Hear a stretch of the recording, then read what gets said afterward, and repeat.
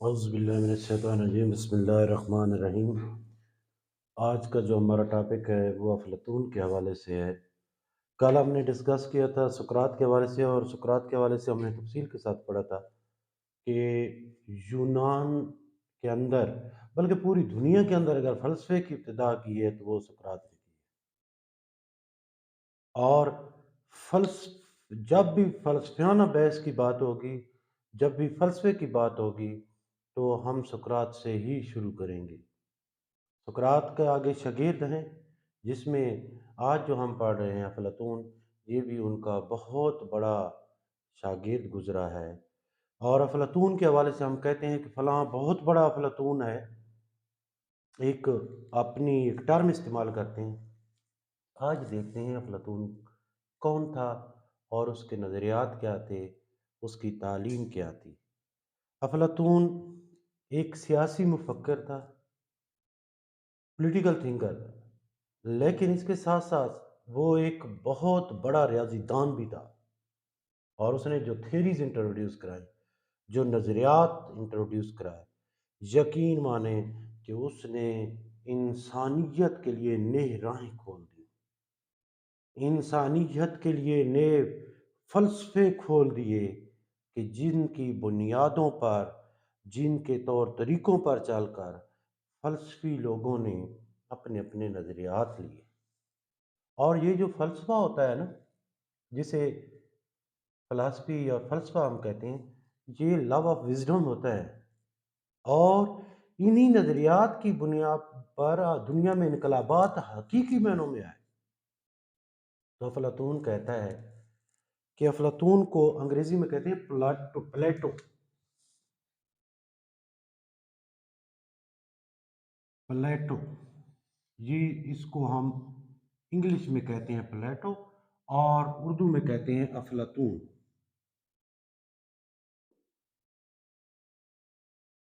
اس کے بہت سے نظریات ہیں جن کو ہم آج ڈسکس کریں گے۔ اس کا جو بڑا مشہور نظریہ ہے وہ ہے فلاسفر بادشاہ، فلاسفر بادشاہ، نظریہ تعلیم،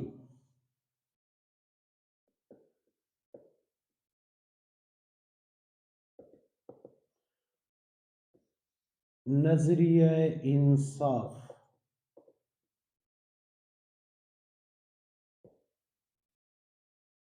اشتراکیت کا نظریہ۔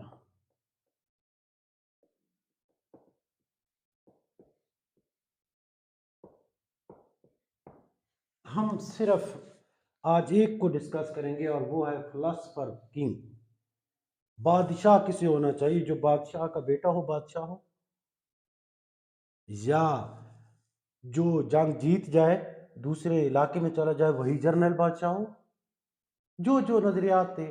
لیکن انہوں نے ایک انوکھا نظریہ پیش کیا، ایک ڈیفیکلٹ بھی ہے لیکن ایک بہت اچھا نظریہ بھی ہے۔ اس کو اپنانے کے لیے اور اس کو پڑھنے کے لیے ہمیں مختلف سوچیں ملتی ہیں، مختلف جہتیں ملتی ہیں، مختلف زاویے ملتے ہیں۔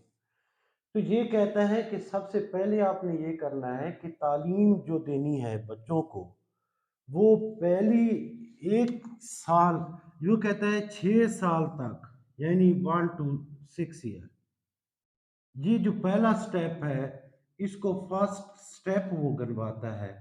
اس فرسٹ سٹیپ میں آپ بچوں کو کہانیاں سنائیں، تاریخی کہانیاں، جو ماضی کی کہانیاں ہیں وہ سنائیں، تاکہ وہ مستقبل کے حوالے سے ان کا ذہن بن سکے۔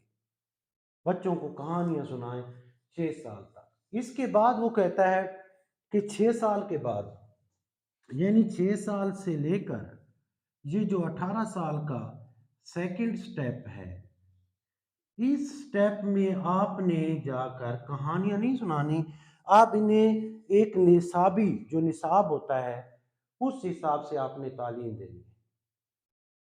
تعلیم کے ساتھ ساتھ جو زیادہ جو فوکس کرتا ہے وہ کہتا ہے جمناسٹک کی تعلیم دو، جسمانی تعلیم پر زور دیتا ہے کہ اگر جسم آپ کا ٹھیک ہوگا تو آپ کے اندر تحمل، برداشت، سب قوتیں جنم لیں گی۔ اگر جسم کی تربیت نہیں کی آپ نے تو یہ جنم نہیں لیں گی۔ لہٰذا وہ کہتا ہے کہ اس حصے میں آپ نے تعلیمی تربیت کے ساتھ ساتھ جسمانی تربیت بھی کرنی۔ ہو گیا۔ اس کے بعد تیسرا سٹیپ وہ کہتا ہے کہ 18 سال سے لے کر 20 سال تک، یہ تھرڈ سٹیپ ہے۔ اس سٹیپ میں آپ نے کیا کرنا ہے، ان بچوں کو آپ نے فلسفہ پڑھانا ہے۔ وہ فلسفہ جسے ہم پرسیوٹ آف وزڈم کہتے ہیں، جسے ہم لو آف وزڈم کہتے ہیں، جو نئی جہتیں کھولتا ہے، جو انسان کے ذہن میں ایک نئی سوچ پیدا کرتا ہے، تخلیق دیتا ہے۔ اب وہ کہتا ہے وہ تیسرے سٹیپ میں بچے اس قابل ہو جائیں گے، ان کو آپ نے فلسفہ پڑھانا ہے۔ پھر آگے کیا کہتا ہے، پھر وہ کہتا ہے کہ یہ 20 سال کے بعد، 20 سال سے لے کر 30 سال تک آپ یہ کرنا ہے کہ اس میں آپ نے فلسفہ جو آپ نے پڑھانا ہے، اس میں جو کامیاب ہو جائیں گے 30 سال میں، تو ان کو آگے آپ نے مزید فلسفی تعلیم دینی ہے، اور جو ناکام ہو جائیں گے آپ نے ان کو کیا کرنا ہے، آرمی میں بھرتی کر لینا ہے۔ یہ 20 سال کے بعد جتنے بھی ہوں گے جو ناکام ہوں گے اس سٹیپ میں، تو 30 سال سے کم عمر کے، 20 سال سے زیادہ عمر کے، ان کو آپ نے آرمی میں بھرتی کر لینا۔ 30 سال کے حصے میں جو ناکام ہو جائیں گے تو پھر ان کو آپ نے کیا کر لینا ہے، آپ نے ان کو اس حساب سے آپ نے کلیکٹر، جو آج ہمارا ڈپٹی کمشنر کہتے ہیں، کلیکٹر، تحصیلدار، ان عہدوں پر فائز کر دینا۔ اور پھر جو ہے 10 سال مزید فلسفیانہ تعلیم دینی چاہیے۔ تو جب 35 سال سے زیادہ فلسفیانہ تعلیم ہوگی تو اس میں جو کامیاب ناکام ہوں گے، حالانکہ وہ بھی تو انٹلیکچوئل ہوں گے، ان کو ٹیچر بھرتی کریں۔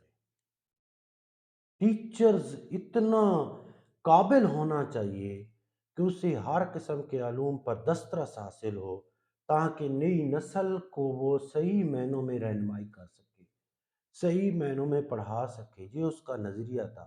پھر وہ کہتا ہے کہ یہ تقریباً اس کی عمر ہو جاتی ہے 45 سال سے زیادہ ہو جاتی ہے، 50 سال کے لگ بھگ ہو جاتی ہے۔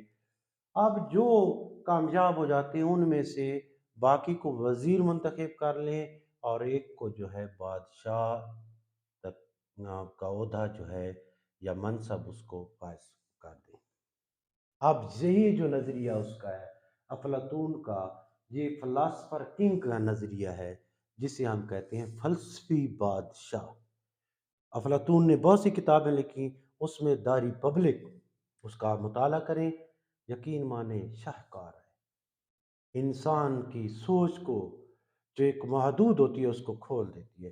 یہ نظریہ پریکٹیکل اگر ناممکن ہے تو اس نے ایک تصور دیا ہے، ایک سوچ دی ہے کہ اس طرح چلیں، اس طرح چلنے سے ایک جو تصور دیا ہے، تصورات دیے ہیں، جو ایک نیا فلسفہ دیا ہے، اس نے یقیناً فلسفے کی دنیا میں ایک نئی جہت عطا کی ہے۔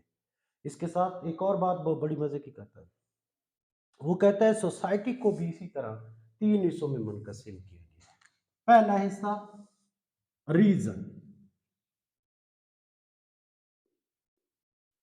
ریزن فار رولر،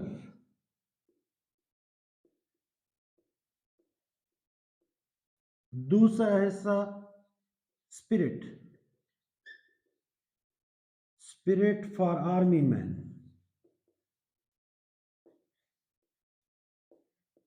تیسرا حصہ ایپیٹائٹ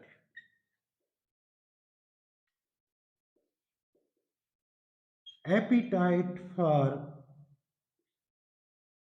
پروفیشنل ورکر۔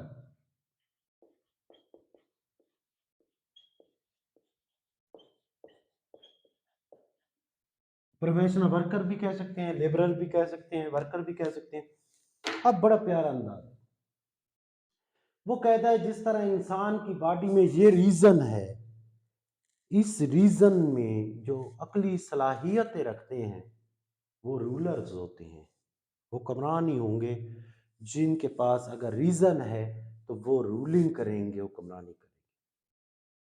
جی اس کا نظریہ ہے، جس طرح انسانی باڈی میں ہے स्पिरिट अगर जज्बा है इंसान की बॉडी में, अगर जज्बात हैं जिस तरह इंसान में, तो इंसान में अगर जज्बात हैं तो इससे क्या होगा, वो कहता है क्लास दूसरी पैदा हो जाएगी, आर्मी मैन। ये सोसाइटी की क्लासें बना रहा है कि अगर रीजन होगा तो रीजन से आपका रूलर पैदा होगा, हुक्मरान। और ज़हनी सलाहियतें हुक्मरानों को जन्म लेती हैं और ये हुक्मरानी करना उन्हीं लोगों का काम है। और दूसरा वो कहता है अगर स्पिरिट होगा, जज़्बा होगा, तो इससे आपके आर्मी मैन पैदा होंगे सोसाइटी में। तीसरा वो कहता है एपीटाइट या इश्तिहा जिसे कहते हैं, तो ये एपीटाइट की जो बात करता है फॉर प्रोफेशनल वर्कर, ये मज़दूर लोग जिनको अपने पेट की पड़ी होती है, रोज़ी कमाने की खातिर वो कर रहे होते हैं, तो ये वो तीसरा तबका है सोसाइटी के, प्रोफेशनल वर्कर तबका, आर्मी मैन का तबका और रूलर तबका। ये सोसाइटी को 3 तबकात में डिवाइड कर देता है। जिस तरह एक रीज़न होता है, ज़हनी सलाहियतों वाला होता है, उसके लिए वही रूलिंग करते हैं, और जो स्पिरिट वाले होते हैं, जज़्बे वाले होते हैं, वो क्या करते हैं, आर्मी मैन सोसाइटी का दूसरा तबका हो गया। इसी तरह उन्होंने जस्टिस के बारे में एक बड़ी दिलचस्प बात, ये थ्योरी अबाउट जस्टिस हम पढ़ेंगे, इसमें बड़ी दिलचस्प बात की। वो कहता है वन मैन वन जॉब, एक आदमी को एक ही काम करना चाहिए, वो काम दूसरों के लिए करता रहे, लेकिन बजक वक्त एक मैन को एक काम करना चाहिए, मल्टी काम नहीं करने चाहिए। अगर वो मल्टी काम करेगा तो वो जो एक काम करना चाहता है उसमें उसकी वो सलाहियतें नहीं होंगी जो कि होनी चाहिए। यानी one man one job, that is called his justice system. वो कहता है अगर इंसाफ करना है तो वन मैन वन जॉब। बहरहाल हम ज़्यादा स्टेप पर नहीं जाते, तो ये अफलातून का कुछ नज़रियात थे जो उसने दिए थे। इसी तरह सोशलिज़म का नज़रिया है, ये काफ़ी तवील है, इसको भी हम ज़ेर बहस लाएंगे। इसमें बड़ी मशहूर मिसाल देता है कि अगर एक मर्द को काम कर सकता है तो औरतों को भी उसके शाना बशाना काम करना चाहिए, क्योंकि यूनान के अंदर जो था एक रवायती कि औरतें काम नहीं करती थीं, औरतों को तालीम नहीं दी जाती थी। अब यहाँ पर उसने कहा कि औरतों को तालीम दी जाए कि वो भी मर्दों के शाना बशाना काम करें, और एक सोशलिज़म का नज़रिया दिया। बहरहाल इंशाअल्लाह नेक्स्ट लेक्चर में मज़ीद डिफ़ाइन करेंगे। तो इस इन तमाम स्टेप से, इन तमाम जो तरीक़ाकार से हमें एक नई सोच जन्म लेती है, और ये यकीन माने कि फ़लसफ़े की दुनिया में इन्हें यूनानी फ़िलासफ़र्स भी कहते हैं, वेस्टर्न फ़िलासफ़र भी उसकी नज़र में आते हैं, तो ये यूनानी फ़िलासफ़र्स हैं और इन्होंने फ़लसफ़े की दुनिया में इनकलाब बर्पा कर दिया है। इंशाअल्लाह नेक्स्ट लेक्चर में अरिस्टोटल के बारे में डिस्कस करेंगे, जिसको हम अरस्तू कहते हैं, कि अरस्तू कौन था और उसके नज़रियात क्या थे। थैंक्स।